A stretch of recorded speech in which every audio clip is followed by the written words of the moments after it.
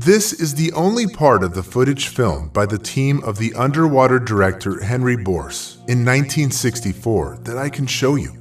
The rest of the video is just going to be censored by YouTube for being too bloody. The man attacked by the shark was the director himself. He was diving near Lady Julia Percy Island to videotape seals for his movie, but instead he encountered a cold-blooded predator. When Henry's colleagues rushed to his rescue and got the victim out of the water, they noticed that the shark had chewed off his leg. However, such instances don't stop anyone. In 2014, a giant shark attacked a South African submarine. Fortunately, the predator didn't get to the team, who were just observing whales. Yet sometimes humans consciously approach wild animals. They hunt grizzly bears, train orcas, rescue snakes, and adopt hippopotamuses as pets. But very often, their confidence in successfully taming the dangerous animals ends in death. So, who of us is most likely to fall prey to a predator? Even if I get eaten by a shark or croc, the main thing I want is that it be filmed. If I died, I would be sad if no one got it on tape. These words are about the most famous TV naturalist, Steve Irwin. There's no way you haven't seen him. He's the fearless blonde, khaki-clad hero who tells us about dangerous fauna and keeps shouting, "Crikey!" Irwin was nicknamed the Crocodile Hunter, but in actuality, he saved animals, was a co-owner of the Australian Zoo, and founded a nature conservation foundation called Wildlife Warriors Worldwide. Numerous parks, zoos, streets, a ship called M.Y. Steve Irwin, a snail species called Crikey Steve Irwini, and even an asteroid 57567 Crikey have all been named after him. It's a shame, though, that you can't explain to a wild animal that you're a world-famous ecologist, and you're not going to harm it. On September 4th, 2006, Steve set off to the Great Barrier Reef to record some footage with a deadly tiger shark for a documentary series called Ocean's Deadliest. Irwin dived and spent quite a long time in the water, but so far hasn't managed to track down the shark. Suddenly, he noticed a 2.5-meter stingray and decided to videotape it. The footage was a great fit for another project called Bindi the Jungle Girl. The TV show featured his daughter, who decided to follow in her father's footsteps. In the show, she was supposed to tell other kids about wild animals, so Irwin wanted to help her with the video. The TV presenter held the stingray in his arms. He thought there was nothing to fear since stingrays pose almost no threat to humans. Most experts indeed view stingrays as docile creatures who attack very rarely and only in self-defense. Most injuries from the bites of the species are localized in the area of ankles and shins, and happen when a person inadvertently steps on a stingray that has buried itself in the sand. When Steve raised the stingray in front of the camera to get a close-up of the creature, the animal probably felt trapped and stung the TV presenter. Despite being very painful, stingray poison is usually not deadly. For a minute, the cameraman, Justin Lyons, panicked but continued filming. Irwin and his crew had an arrangement. If after an animal attack, which is a fairly frequent occurrence in his line of work, the presenter's physical condition deteriorated, he would give his crew a sign. If there's no sign, there's no need to stop the work process. So having filmed the stingray, the cameraman and Irwin returned to the boat, where it became clear that the presenter was having trouble breathing. As it turned out, the stingray had injected its poison right into Steve's chest, exactly where his heart was. It had never happened to anyone before. Because the stingray had hit a critically important organ, Irwin could not be saved. The fans were shocked by the fact that, despite having worked with highly dangerous animals for his entire life, their idol died from an ordinary stingray injury. Of course, everyone wanted to see Justin's sensational footage, especially since Irwin himself would have wanted this. Nevertheless, Discovery Communications, the network that had facilitated Irwin's career, stated the video can never be shown on television. After the investigation, all copies of the footage were destroyed, except for one, which, as noted in the official statement, was given to Irwin's wife, Terry. Rumor has it that she also destroyed the tape without even watching it. Although there is a low-quality video circulating online called Steve Irwin Last Minute Video, it's unknown whether the footage is real. The ecologist's death became a great tragedy, but we can't say it had been unexpected. Just like the obvious result of Timothy Treadwell's exploratory bear hunt in 2003. Timothy set up camp in spots where grizzly bears lived, and he observed them. Some people say they've seen videos of him touching the bears and playing with their cubs. Yet the rangers of Katmai National Park, where the man was a frequent visitor, warned Treadwell that his methods of studying grizzly bears were not only dangerous, but also illegal, since he put up his tents in prohibited areas, very close to the grizzlies. So, in 2003, this bear enthusiast, as always, broke all the rules and went to the part of the park called the Grizzly Maze. This time, he was accompanied by his girlfriend, Amy Huguenard. It was October, the time when bears stock up on food for the winter, gain fat for hibernation, and act more aggressively. But Treadwell still set up camp not so far from the animals. At some point, the couple stopped contacting their friends and relatives. Then, the helicopter pilot who flew to the area to pick the couple up from the campsite saw a horrific scene from above. Disfigured human remains scattered around the tent. The park rangers were informed of the find and rushed to the site of the tragedy right away. There, they encountered an angry grizzly who had to be killed. The animal's stomach necropsy confirmed that it had mauled Timothy and his girlfriend. A camera was found among their abandoned belongings. It had 6 minutes of footage where nothing could be seen, but one could hear the frantic screams of people being torn apart by a grizzly bear. Different filmmakers tried to talk the rangers into sharing the video with them to make a movie about the event using real sound footage. However, the park employees thought it was inhumane. Still, the deaths of people in these two stories look logical, however horrible it may sound. Such extreme enthusiasts had 0 chances of staying alive. But how more likely to survive are the people who are skilled at taming wild animals? The training of wild animals has always raised heated discussion. The people in this line of work usually say they try to ensure the animals are kept in the most comfortable conditions possible to avoid causing them pain and stress. The animals often start to forget their life in wild nature, or don't even know about it, being born in captivity. The internet is teeming with viral videos of dangerous animals adorably playing with their trainers, and even gladly doing the tricks they've been taught. But that's not always the case. For example, in this footage, you can see the accident that happened. On February 24th, 2010, at SeaWorld Park in San Diego, during a program show, a female trainer, Tamari Tollison, was sitting at the water's edge near orcas named Orchid and Splash. Suddenly, the animals started aggressively pulling her into the water. It was all happening in front of the viewers, many of whom were children. The girl could not break free from the orca's jaws, since each of them weighed at least 3 tons. The other employees also didn't know how to confront the angry predators and save their coworker. But then, a trainer called Robin Sheets came up with a rather risky idea to release another orca into the reservoir. It would seem that if the employees had been unable to reason with 2 orcas, there was no way they could deal with 3. But this orca was a dominant one. It approached Orchid and Splash, gave them some kind of a signal, and they let go of the girl. Tamari's life was saved. Nevertheless, sadly, not all sea predator trainers are this lucky. For instance, in the same year, a similar situation happened at SeaWorld, this time in Orlando. A trainer, Don Brancho, was assaulted by an orca named Tilikum, who weighed almost 5.5 tons. And in this case, sadly, the girl could not be saved. The park owners said the animals were looked after in compliance with all the standards, and the orcas were friendly to the trainers before that instance.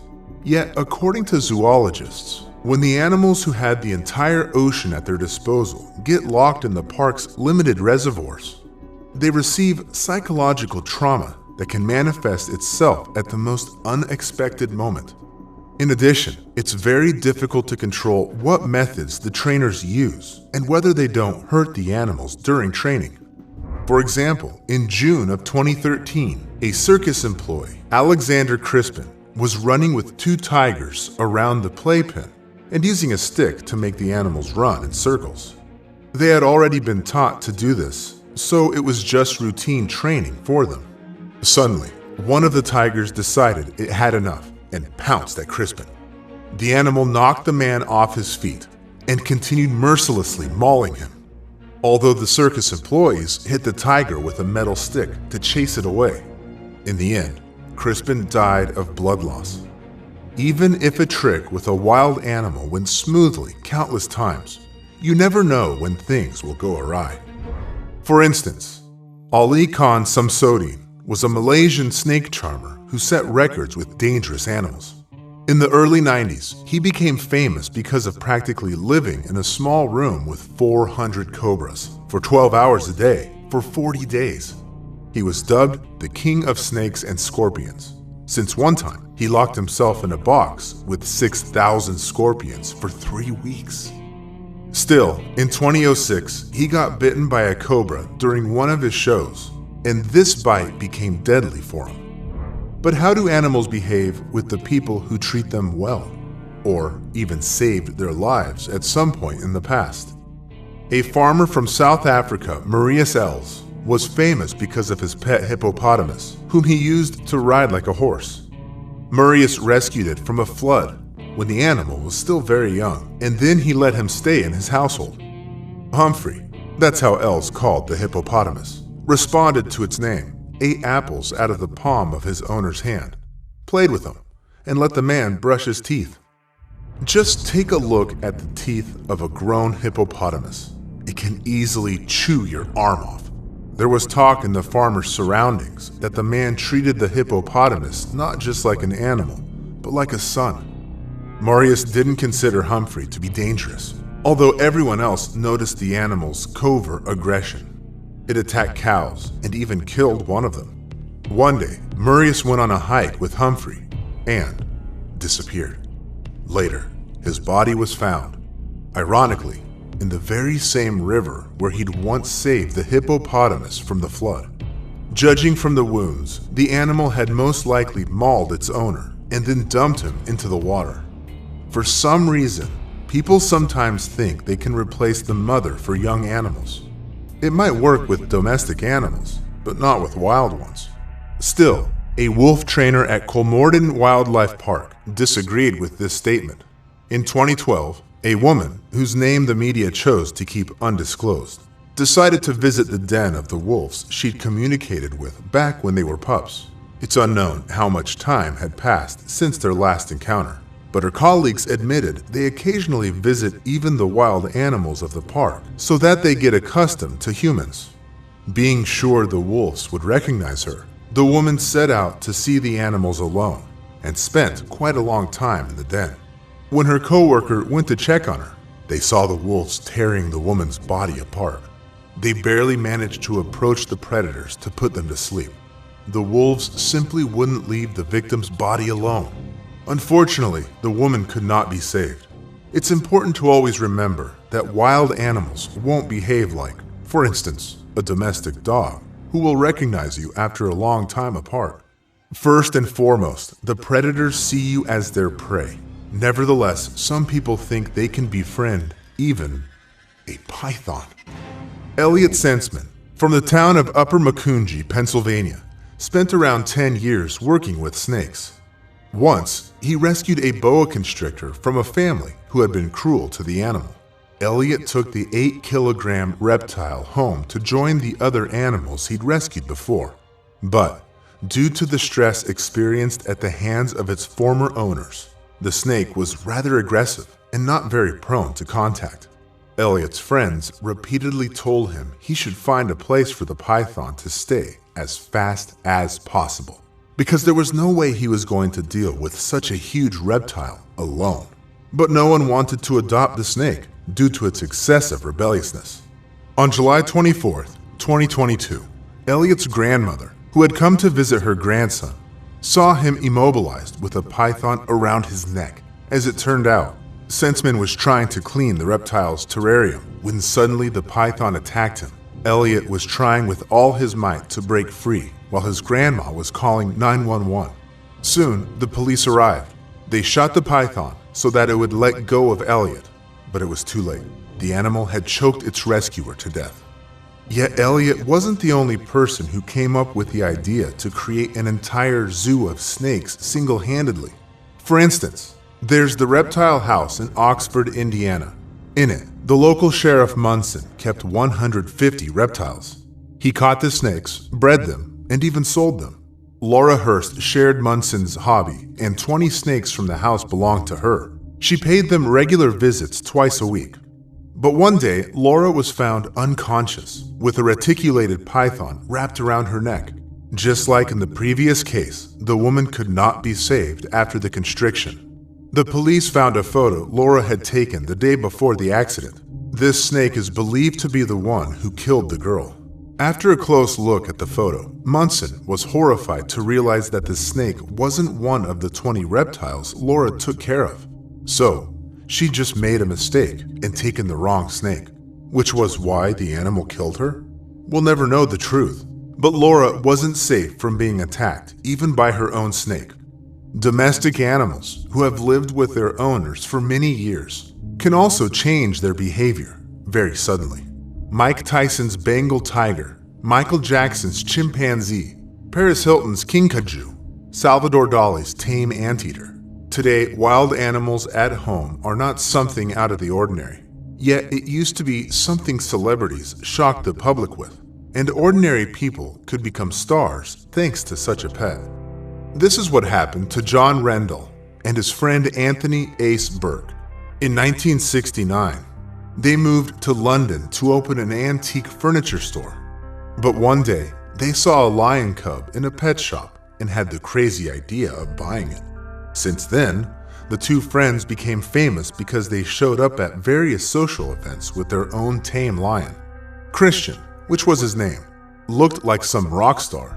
He joined them in for convertible rides, dined at restaurants, and drank water from a big porcelain cup. But the lion was growing pretty fast, and the London apartment was becoming too small for this wild animal. Then, John and Ace made a difficult decision to part with their pet and release it into the wild nature. With the assistance of nature conservationists, they transported Christian to Kora National Park in Kenya. Yet, unable to bear the sadness they felt from having said goodbye to their wild friend, the men went to visit their lion, who was all grown up. They didn't even know if he would recognize them. The park employees showed them the spot where the lion usually rested. Soon, the animal came out of its hiding, and having noticed some silhouettes in the distance, the lion suddenly jumped at the two friends and it became one of YouTube's most famous videos of a wild animal rushing to hug humans. This might be something Sandra Piovison, a wolf trainer at Colmerdon Wildlife Park, expected to experience. In her backyard, the woman kept cages with 9 wolf-dog hybrids. She also knew them back when they were pups and stepped into the cage to feed them every day.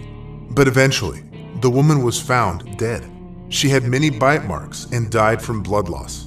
But not only sharp-fanged predators can attack a person trying to tame them. For instance, Gerald Rushton of East Texas kept a fawn in a kennel. It was fluffy and cute, and even befriended a domestic rabbit. With time, Bambi grew into a red deer, who one day just pushed Gerald into the fence with his horns. Then, the animal started being even more aggressive and attacked its owner. It gave the man such a mighty blow with its hooves that he died. And what can we expect from a chimpanzee? It's not very big, has neither fangs nor horns, and if the need arises, it can be dealt with easily. Not to mention that it's our closest relative, and sometimes it's as easy to find common ground with chimpanzees as it is with young children. Or is it? Sandra Harold from Connecticut had a pet chimpanzee named Travis, whom she brought up like a small child. The animal became especially important for the woman when her daughter died, followed by her husband. Then, Sandra directed all of her love at Travis. Still, both the woman and the animal suffered from severe depression caused by the loss of loved ones. Regardless of this, Travis even was the star of TV ads, one of them for Pepsi. Although the monkey felt good around humans, there were moments when its mood would deteriorate, and then it would escape from its home. On one such occasion, Sandra's friend, Charla Nash, who also often spent time with Travis, volunteered to help in the search. After she found the chimpanzee not far from Sandra's house, Charla started trying to get the animal to go home with her, luring him with a Tickle Me Elmo doll, which he liked very much. But all of a sudden, Travis went berserk. He jumped at the woman and knocked her to the ground. Travis was hitting Charla with all his might and biting her. Sandra was nearby and saw this happening. Although she loved her pet dearly, the woman realized that now she had to choose whose life to save, Travis's or her friend's. Then the woman grabbed a shovel and started hitting the chimpanzee, but none of it had any effect on Travis. Then she stabbed him with a knife, and he ran into the house, leaving a trail of blood behind him. Sandra called the police, who eventually shot the animal, who was like a child to her. Charla survived, but the chimpanzee broke almost all of her facial bones, deprived her of eyesight, and tore off her eyelids, nose, jaw, lips, and most skin from her head. Her life was forever changed, but if you think that only wild animals can attack you, you're wrong. You need to be cautious around domesticated and household animals as well. In 1991, Carl Hulsey was beaten to death by a 45-kilogram goat in Locust Grove, Oklahoma. For some reason, the man decided he could use a goat instead of a watchdog. While training the animal to protect the house, he often hit it with a stick. At some point, the goat couldn't take it anymore and started hitting its owner back with its horns. The goat gave the man so many sharp blows that his abdomen got torn apart. After the accident, the county authorities decided the goat had to be put down. However, the decision was met with outrage by the locals since the animal had no other choice and it can't be held responsible for Carl's death. So, the goat was just put in a shelter. But some animals can act cruelly, even with no apparent reason. In 2012, Terry Vance Garner from Oregon had a heart attack while he was feeding his animals. The farmer fell over the fence into the pigsty. Since these animals are omnivores, they simply went on eating their lunch and everything that was there before them, including their owner. So, as it turns out, it's best to be careful around all animals. No one is to trust, apart from cats and dogs. They would never. But wait, what do you mean by never? Many dog owners are sure that their beloved pet will not only never hurt them, but if such a need arises, will protect them from an attack. But in 2017, something strange happened.